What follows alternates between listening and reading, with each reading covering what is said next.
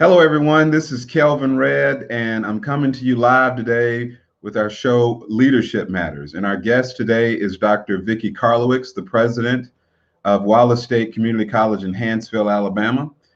Leadership Matters is a double entendre. It has two meanings. Number one, leadership does matter. And number two, we do have issues in our society where leadership matters. Now, the purpose of this program is to tell the stories of our guests and weave in and out self-awareness and servant leadership lessons that they have learned along the way. I have been very fortunate. I have met some wonderful people as I travel the United States. Many of them live in small towns and they're doing remarkable things and nobody knows about them. So I want to bring them to you. And so without further ado, I'm going to bring on Dr. Vicki Karolewics, again, president of Wallace State Community College in Hanceville, Alabama. Dr. Karolewics, welcome to Leadership Matters. Thank you, Kelvin. Good afternoon. It's so good to see you. Well, thank you so much. It's good to see you too. I've known you for a long time, but I know I have some viewers out there who do not know you. So what I would like to do, let's start off. Would you just mind telling our viewers where you're from, where you grew up, and we'll just start from there. Gosh, well, I live in Cullman, Alabama now, up in North Alabama, a small town between Hanceville and Birmingham.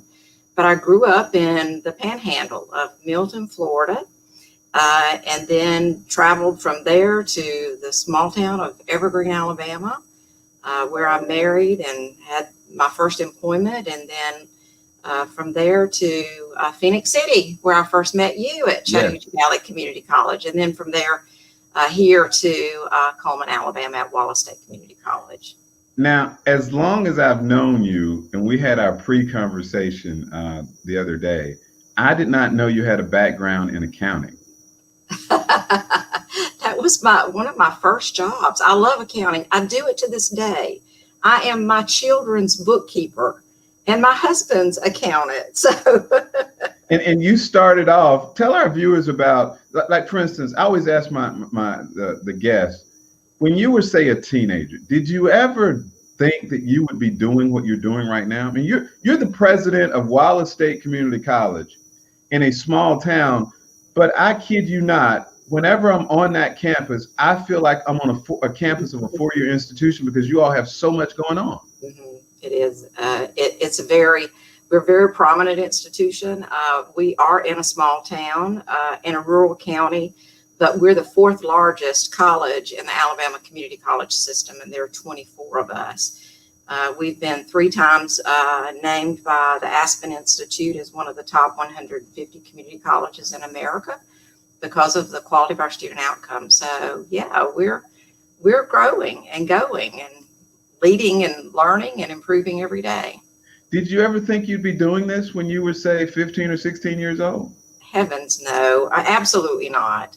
When I was 15 or 16 years old, I was looking to graduate high school and go to work. I knew I would work because when I was in high school, I guess then there was such a thing as tracking kids. And I think I was tracked because I was in my junior and senior year of high school. I took a course called EBCE, that's Experience-Based Career Education.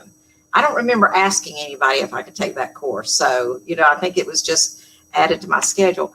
But it was a very good experience for me because I got to shadow businesses and positions in the small town of Evergreen where I was at that point in time. And that's where I shadowed an accountant. And I really grew to love that, the simplicity of accounting. Everything's black and white, debits and credits, and everything has to balance. That's I true. like symmetry.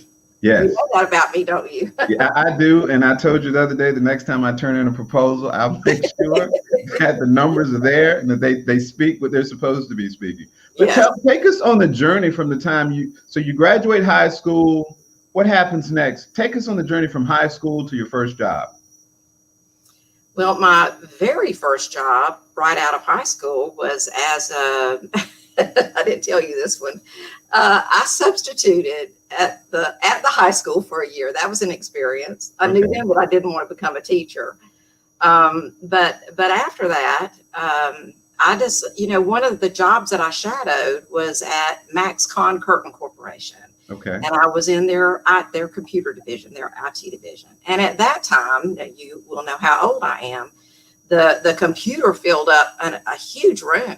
It was a huge room. Yes. And the way you fed information into the computer was through key punch cards. And there was a data operator keying the cards. And I thought, I want to be a key punch operator. I saw an ad in the local newspaper that Pool Truck Line wanted to hire a key punch operator. And I just got myself dressed and went there and applied. And the HR director interviewed me. And he said, I won't hire you today, but I tell you what, you just go across the street over there to the trade school and take their key punch course and come back here. It was a 6-week course. He said, and come back here and we'll talk again and maybe I'll hire you then. I said, okay. So I went across the street and signed up at Reed State that day and started, maybe the next week. It was very quick in their business program. And that's when my life changed. Yes. I began to learn how to dream then because I was surrounded by people who were proud of what I was doing. And I had a series of successes and I was good at what I was doing and I enjoyed it. So when I graduated there, I went to work with an accounting firm. He was a CPA, George Reed, and he mentored me for, several years. And I had also done a stint as a medical records transcriptionist and a DRG coordinator and, that worked in medical records. But the primary job I had was with the accounting firm. And I was good at that. Mm-hmm. One day I received a call from the president of Reed State, the trade school, Reed State Technical College, mm-hmm. who asked whether I would be interested in coming to work for the college mm-hmm. as a secretary to the dean of instruction and registrar. So I went and interviewed with him and had the good fortune of being offered a job.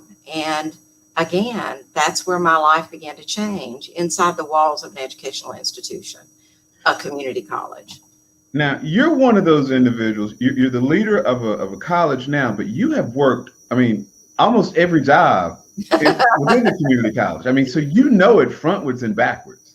I've been secretary to the dean of instruction, registrar, director of institutional research and effectiveness, assistant to the dean of students, dean of instruction, vice president and dean of the college, and then president. And so, wasn't registrar in there too? Registrar, yes. That was one of the first jobs, yes. So now all of that experience, we're going to shift gears a little bit. We're going to go into the leadership lessons. Everything is steeped in servant leadership, of course. All of that experience, did it prepare you for what we all had to go through last year with COVID? I told someone when I walked in the door this morning, we were having a conversation about something, and I told him, I said, well, the minute that you stop learning is probably when we probably all need to go home, when we don't want to learn anymore. So we were tested in ways that we could not have envisioned last year. And Kelvin, it wasn't just the pandemic. Yes. We started the very first day of spring semester. I came in early that day, all excited. We're about to get students back on campus. We'd been out for Christmas break, and I turned my computer on, and some strange things were happening. And so I had to wait until the other people arrived on campus, and I called and I said, there's something strange going on with my computer. Would you come and check it? And we were the victim of a cyber attack. So January 3rd, cyber attack shut us down. Yes. Everything. And so we're still recovering from that. We were back up and going within 3 days, but we limped along, in the semester until about mid-semester, about early March, and then March 20th. Let me pause real quick. When I saw your Facebook post, because we're Facebook friends, when I saw your Facebook post about the cyber attack, I didn't do a double take. I did a triple take, and no disrespect to the people of your area. But I'm thinking to myself, well, they're not in Atlanta or Birmingham or New York. Who's trying to cyber attack Wallace State Community College? It's clickbait. There are people in other countries. It's their job, and they try to find where the vulnerabilities are. And they're, as you can see from recent headlines, they're very good at it. And honestly, we thought that we were impenetrable. I mean, we did a great job of educating our people, and I thought that we had the latest and greatest, and everything was, I had just done a check like Yes. 7 months prior. Are we okay in the event that something happens? And anyway, that's a story that lives on. Wow, that is amazing. And so all of a sudden, well, not all of a sudden, but gradually, and it picks up speed, we have COVID. Yes. And how did that impact your institution? Because I've got a couple of questions I want to ask you about COVID. Number one, how did it impact your institution? Well, a community college is a special place in that the vast majority of our faculty are energized by being in front of a classroom of students, or in a lab with students, hands-on with students, 1-to-1, 1-to-20, whatever the case may be. Yes. So there was a certain fear, there was a certain sadness, there was a lot of angst about how we had to transition immediately to online learning. Now, that being said, we did it extremely well because we were already masters of technology, and all of our faculty were already using it. Yes. But to be forced to go 100% caused our faculty to really have to think hard about making sure that students were learning in the way that we anticipated that they should be learning. And so it was a very stressful time for all of us. Now, there was a word that was bantered about a great deal last year. We've heard it since. It's called pivot. Yeah. I would imagine that you had to pivot quite often last year. We did. I think one of the things, my emergenetics profile would lead you to believe that I'm not very flexible, correct? Kinda. I learned how flexible I actually could be last year, because it was out of necessity, obviously. And I learned how quickly we can accelerate change when it is essential to accelerate change. And our people really responded extremely well, our students included, because we wanted to keep, as everyone, we wanted everyone to be safe. How did you keep everybody together? Now, one thing I want to really applaud you on is the fact that you were on Facebook, and you've got a lot of followers. You were communicating with people periodically in your sphere of influence about the impact COVID was having on the institution. So as a leader, how did you keep everybody together? Well, we use technology to do that. And Kelvin, I have that little bit of red, right? Yes. I spent a lot more time on the telephone than I probably ever have before, with individual telephone calls, trying to stay connected to people. Yes.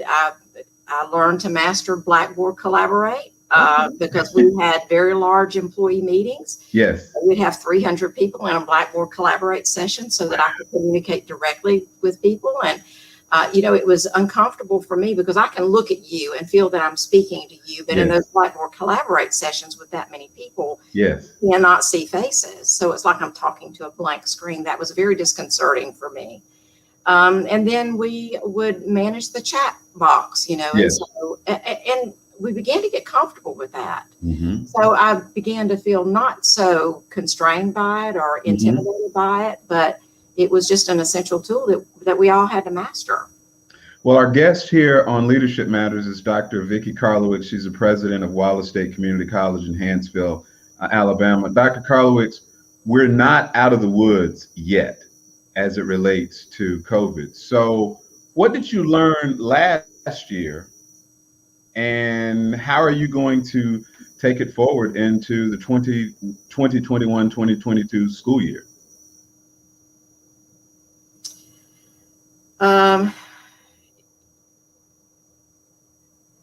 Well, the importance of communication, certainly, and the importance of inclusivity. Yes. In decision making, making sure that we include every voice, not just the voices that we hear most often, those that are closest to me on the team. I've made a really concerted effort to be very inclusive across the campus with regard to whose voice I'm hearing with what it is that we should or should not be doing to keep Yes. not only our families safe, but also our students. And that it's okay to be vulnerable. Yes. And that it's okay, and that we need to care about each other in very meaningful ways. And so I think that it solidified the culture that I think that we've always had at the college with regard to being a caring campus and being very nurturing for each other. But I believe that this past year helped us solidify that in a different way. And speaking of COVID and being there for everybody, you're also there for the students. Now, just recently, I mean, really recently, within the last week, you have erased student balances with federal COVID funding. Talk about that. I mean, when I first read that, I thought, wow, that is awesome. Well, we have the benefit of having significant federal funds available to us. And certain funds they must be directed towards students, and we have done that. We have other funds available that we can choose to direct towards students. Yes. And that's what we did. So all of the students for the past year who had balances left on their accounts and could not return to college because there's a hold on their registration if they have a balance, we didn't actually use the federal funds to apply to that. Okay. We forgave their balances. We just wiped them out. And then, so they are able now to return and finish what they started so that no dream will be deferred. Love it. Love it. And so just talking to you, it's quite obvious. And these are the people that I'm trying to interview. I want to learn from you as much as I possibly can. You have, here's what I think. You have a high degree of self-awareness. And I've seen your emergenetics profile. You and I have had a lot of conversations. And the way I describe as self-awareness, there's three aspects to it, but two I want to talk about here right now briefly. Understanding yourself and how other people see you. First of all, first question, how do you see yourself as a leader of one of our state's top institutions in higher education? Yeah, I see myself as very driven for successful outcomes, very competitive, very ambitious, certainly a visionary. And that's how I would describe myself personally. How do you think other people see you? Probably some of those same characteristics, but I hope that people see me as effective, because obviously I want to be effective. Yes. But it is important to me that people see me as authentic. Yes. And that they see me as that I am transparent, and that it's okay for me to be vulnerable. I like to laugh. I like to laugh with our teams. You've experienced that with us. Yes, I have. When I am quite okay laughing at myself. Yes. I have never taken myself too seriously, I think. And I hope that helps to build meaningful relationships with people. But I will say this though, I've talked to everybody on your cabinet in some form or fashion. And I get the sense, the way they see you is, I get the sense they don't want to let you down. That's true. I really do believe that. I believe that, but I think it's more that they would let themselves down if they let me down. The people with whom I work the closest, yes, really, really strive hard to do well. Yes. But it's because of the pride that they have in the college and the things that we do together. None of us work in isolation, and we really reinforce that concept. And Kelvin, one of the other things I really want to express, two things. One is that it's important for me to be perceived that way. I want to be perceived that way by the people with whom I work. Yes. But it's also important to me how I'm perceived by our students. And we're going to get to that, but go ahead and talk about it right now. Yes. Well, I want our students to know that I am accessible. Yes. I'm not in a city on the hill or, in a mansion or whatever. Yes. I am here for them. I'm another mother. I am a mentor. I want to facilitate their success. I want to do all that I can to help them succeed. I've always said from day one that my job is to find ways to say yes. And I think if you speak to anyone on my team, they will tell you that I've said that to them ad nauseum, probably, because I want them to also find ways to say yes. But my primary job is to find ways to say yes.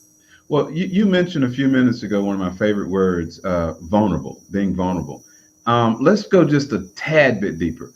What's it like to be the leader of an institution where so many people, not just your faculty and your staff and the people in the community, because I know you're heavily involved, but with the students who are depending on your vision for their life? And I hate to say it like that, but they have goals and they're there for a reason. What's it? I mean, do you ever think about that? Like the task at hand, like you have been blessed to lead such an institution. Yeah. What is it like? It's weighty. It's weighty at times, but it's also invigorating. Yes. It enthuses me. It rewards me. But it can be also weighty. I have this quotation on my wall behind me. There are times that you just have to simply just be still. Yes, be still. And yes, I get it. Yeah. So when it becomes weighty because we have failed some way, or we have let someone down, or we have not behaved in a way that is conducive to a student's success, and we learn that, yes, the weightiness gets to be a lot. And so just having that moment to be still and recenter is important, I think. Now, you don't do this alone.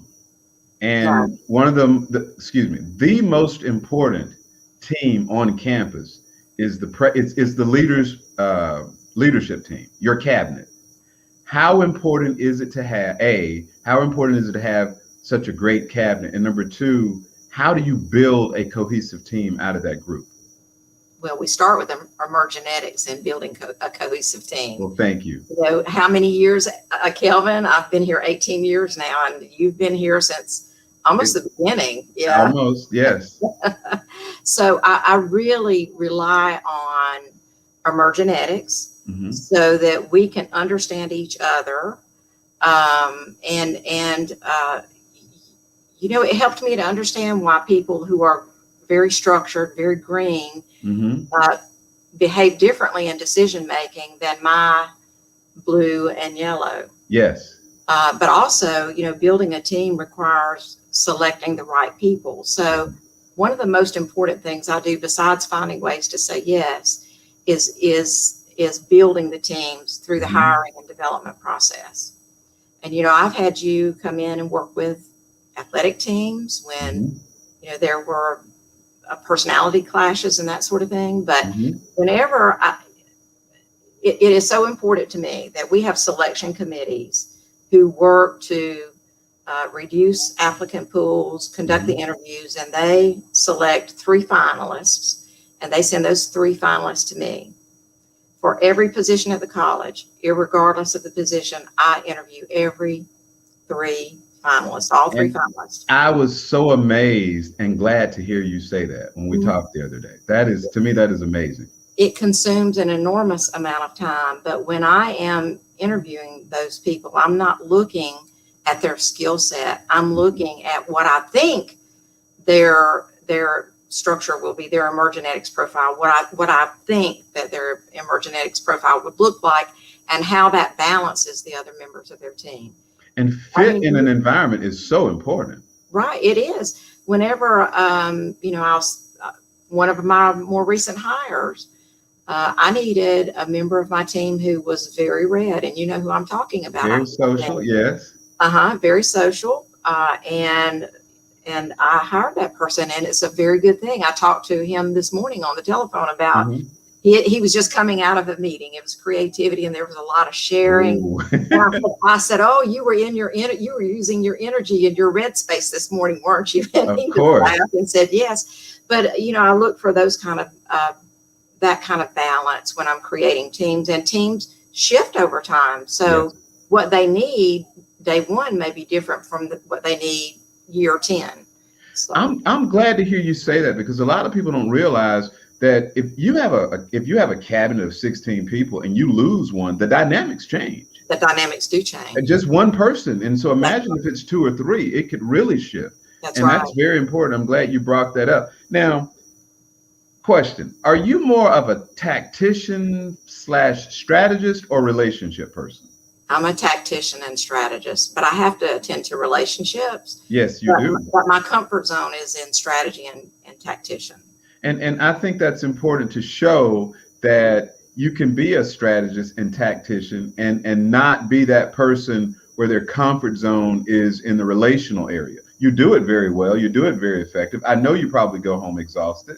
And in the emergenetics world, we talk about, you say sometimes you don't have a lot of red, but I always counter. I say, I see it just oozing. And what happens is you go home exhausted. That's what it is, because you leave it all on at work. So as we get ready to close out, some rapid fire questions. Some people would look at you and they would say, wow, Dr. Karolewics, she's made it. But I know you don't think that way and you're still there. What can you improve on as a college president? I mean, you've been there a while, you're a veteran, but what can you improve on? Well, certainly always relationships. But for me, I struggle with visibility, because I am everywhere. Yeah. My role really is more external than it is internal. And when you're dealing with strategy, there are lots of components to strategy, building partnerships in the community and that sort of thing. So my role is very, very external, and that consumes the vast majority of my time. But internally, people want to see you. They want to see you in their building.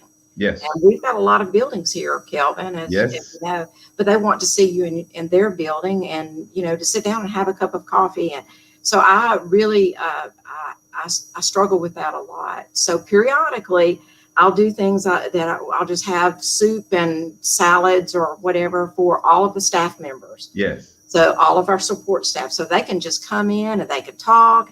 They'll pull up a chair beside me and I'm making notes. And when I leave those meetings, I have a list of things for me to work on. Awesome. That's important to them. And I do the same thing with faculty and the same thing with other groups. But I've done it with students because I need that feedback loop to know that I am doing the things that are important to them. Well, now, as an addendum to that, what do you do for your own personal development? Because I think that's so important as a leader, that you already mentioned about being a continuous learner, a lifelong learner. What do you do for your own personal development?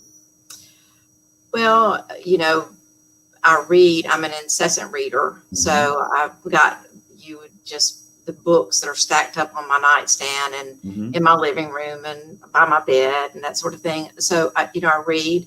I like a great fiction novel that I can finish in one sitting without being disturbed. My church is very important to me, and my family. Yes. It's either reading, walking, church, or grandchildren. And so those are the things that keep me, I think, mentally healthy and physically healthy and spiritually healthy, obviously.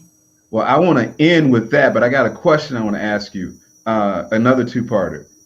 Do you put in long hours, which I know the answer to that? And number two, how do you get away from it all? Well, in this role, and I think any community college president would probably say this, I think many of them would believe it, but it certainly is true in a small rural setting. Yes. That when you're a president, you are a president 24/7, 365. You are never out of that role. So, it's hard to find times where you can just be yourself. I can't, I can't just wear my flip flops and, beat up shorts. I can't do that. Yes. So, maybe one thing that I do for myself to handle that sort of thing is I have my hair done in another town, because when I have my roots done or my color in and I've got full in my hair, I really don't want to talk to anybody. So did I answer your question? You did. And I'm glad you brought that up, because a lot of times when it comes to leadership, a lot of people don't realize the importance of the small town effect. Like, you're one of the most recognizable figures in that community. So no matter where you go, somebody knows you. Yeah. And if they don't know you, they know somebody who does. So I get that. I really do. So I want to end with this. I see your Facebook post. You and I have had a lot of conversations. We've touched on bits and pieces. here today. Your faith. How important is your faith to you? It's the most important thing, for me, because I really do. And people say these things, but, I believe, when I look back over my life, I believe that God planted me here. Yes. And He has work for me to do. And I think I'm trying to be very faithful in doing that work, but I do believe I am called to do what I'm doing. And the day that I feel that I'm not called, then that's the day that I'll look for something else to do or somewhere else to be. But I do believe that God has something for me to do here. He has people, and let me just tell you a quick story. When I was at the retirement celebration this week that I mentioned to you, so one of our 36-year veterans is retiring. Yes. And he's a Christian, but he was telling a story of to the people in that room, because somebody was talking about his faith, and he said that we're to help our students and each other in any way that we possibly can. He said, because if you don't, who else? Yes. And that's the way that I think that many of us feel about community college work. Yes. Is that we're here for a purpose. It's not just a job, and that we're here to make a difference in the lives of others in whatever small way or large way that we can. And so my faith is very paramount to that work. That is no better way to end this segment of Leadership Matters than with Dr. Vicki Karolewics talking about her faith. I really appreciate you joining us today. I will be talking to you very, very soon.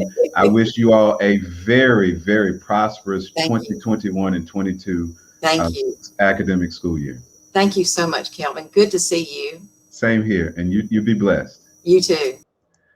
All right, that's going to do it for this edition of Leadership Matters. We are going to take a break during the month of August, and we're going to start back in September. I've got a slate of great guests, so be on the lookout for them. This is Kelvin Redd signing off, and as I like to say, define your destiny.